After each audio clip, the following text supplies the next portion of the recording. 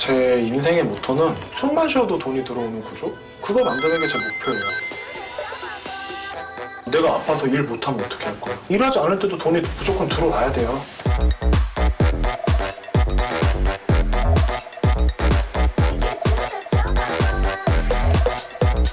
제 주변엔 사업을 해서 성공하신 분들은 거의 없었고 또 얘기를 들어보면 다 부동산이에요. 정말 막 열심히 밤새도록 막 일해가지고 돈 버셔서 그 자산을 이룬 분은 한 분도 없어요. 자판기에서만 나오는 수익이 한 달에 한 1,500? 한 1,500? 한 1,500? 순수익, 매출 말고요.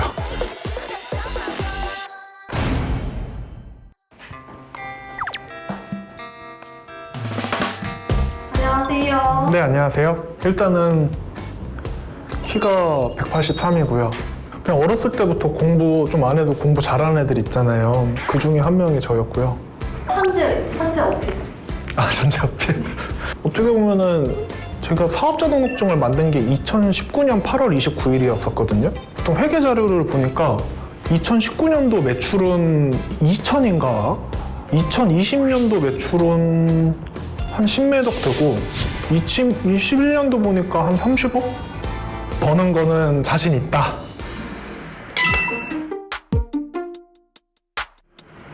사람들이 보통 이제 창업, 커피숍 창업이라든가 뭐 음식점 창업, 치킨점 창업 이제 그런 거를 위주로 다 그렇게 하거든요. 근데 예산이 1억 굉장히 큰 돈이고 뭐 5천만 원도 굉장히 큰 돈이잖아요.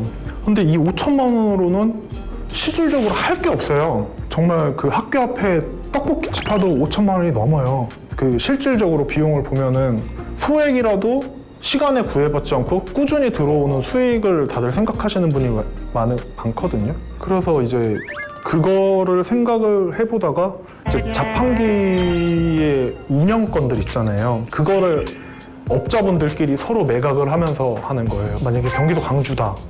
근데 김포 쪽에 수익이 괜찮은 자리가 있어. 근데 광주에서 김포를 가가지고 운영을 하면은 자판기에서 뭐 몇천만 원 나오는 게 아니고 50만 원, 100만 원 정도라고 했을 때는 이분이 여기에 운영하는 건 타당성이 없어요. 그러니까 여기 있는 업체한테 이거를 매각을 하거든요.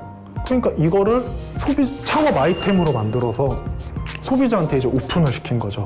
그렇게 되면서 이제 저는 또 자판기 업체랑 또 친해지면서 자판기에 대해서 이제 깨닫게 되는 거고 점점 그쪽으로 갔던 거죠. 자판기를 활용해서 이제 위탁 운영이라던가 그리고 판매 그리고 개발 이 버튼을 누르시면 아메리카노가 나오거든요. 86,000원이에요.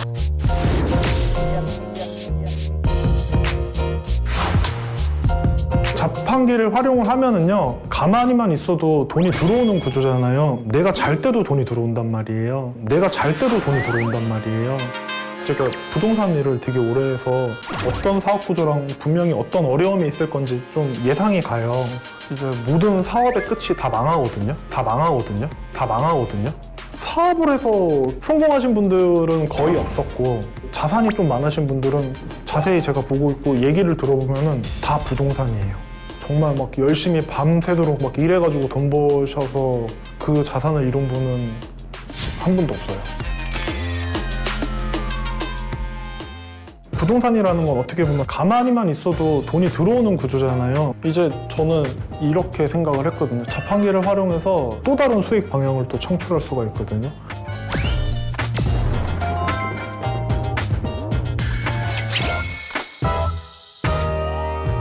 그래서 저희 상호가 2평 공간만 있으면 되지 않냐. 그래서 투스페이스 했다가 야, 투스페이스니까 2평도 좀 크고 그래서 야, 원스페이스로 하자. 그래서 근데 원스페이스도 좀 큰 거예요. 근데 자판기 쪽으로 가면서 야, 절반만 있으면 돼. 하프 스페이스. 이러면서 그 상호가 나왔던 거거든요. 인건비가 계속 오르는 거는 100% 명확한 사실이잖아요. 인건비가 굉장히 비싸거든요. 우리가 대처할 수 있는 변수들 중에서 인건비는 어차피 매년 오른단 말이에요. 근데 인건비를 줄일 수 있는 아이템이 키오스크랑 자판기 이 2개밖에 없어요. 뭐 식당들 있잖아요. 식당도 요새 뭐 24시간을 하는 인건비 타당성이 나오는 곳이 거의 없거든요. 식당에서도 파시는 뭐 곰탕이라던가 뭐 갈비탕이라던가 이런 것도 밀키트 형태로 자판기에 놓고 퇴근하면은 사람들이 계속 이용을 하고 인건비 지출은 없거든요. 거의 모든 업종에 다 자판기는 적용될 수가 있어요.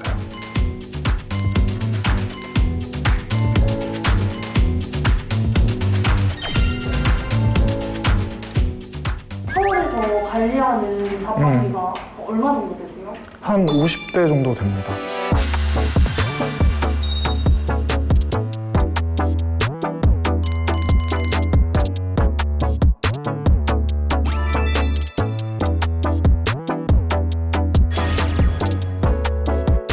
자, 일단은 은행에 500 넣어봤자 뭐 나오는 이자는 없는 걸로 알고 있거든요, 요새는. 자판기에서만 나오는 수익이 한 달에 한 1,500? 순수익, 매출 말고요.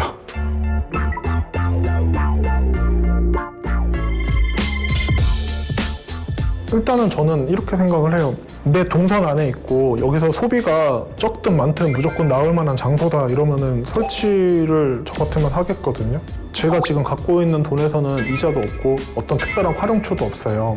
젊은 분들한테는 순수익 50이 좀 적을지 모르겠지만은 아마 나이 드신 분들한테는 1억짜리 오피스텔 사도 50만 원 절대 안 나오거든요. 설치 장소에 수익률 줘야 되는 거 아니에요? 그거는 이제 협의하기 나름이죠. 자판기를 논다는 거는 그 공간을 할애받는다는 거니까 그걸 협의를 해야 되는데 직원들 복지 차원으로 저렴하게 팔겠다 이러면서 월세를 안 내도 된단 말이에요. 자판기를 월세 안 내는데? 매출액에 비례해서 금액을 준단 말이에요. 만약에 10%라고 하면은 100만 원이면은 10만 원, 200이면 20 이런 식으로 주기 때문에 장사가 뭐 빵원이야 그럼 월세 안 내도 된단 말이에요. 고장이 날 수도 있고 뭐 네네. 청소도 해줘야 된다던데? 거의 고장이 그러니까 그 캔잡 이게 어떤 자판기냐에 따라서 약간 틀린데 캔 자판기 같은 경우는 거의 고장도 없고요. 그리고 그 청소를 해주는 것도 어차피 그 캔은 전부 다 밀봉돼 있잖아요. 그래서 자판기가 그 특별하게 청소할 게 없거든요. 물건도 제가 채우고 그러지 않아요? 장사가 잘 돼야지 자주 넣는 거란 말이에요. 그러면 그만큼 수익이 같이 비례하는 거잖아요. 장사가 그렇게 잘 되잖아요. 그럼 관리하기 귀찮잖아요. 한 대 더 넣으면 돼요. 그 회사는 만약에 콜라 매니아라고 쳐봐요.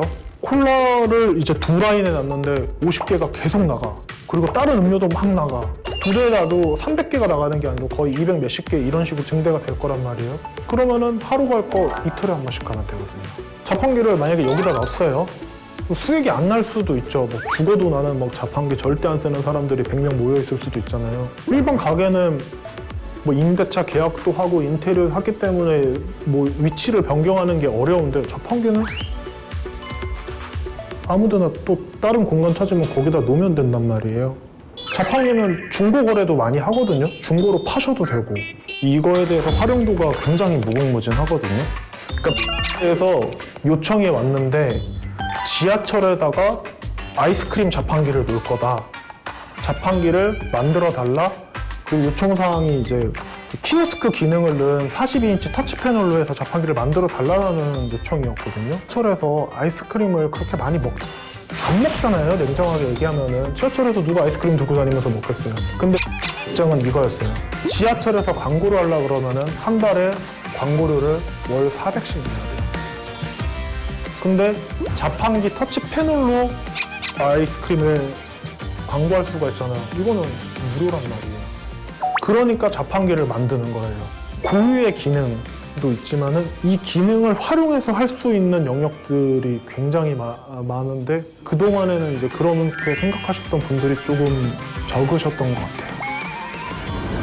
살게요.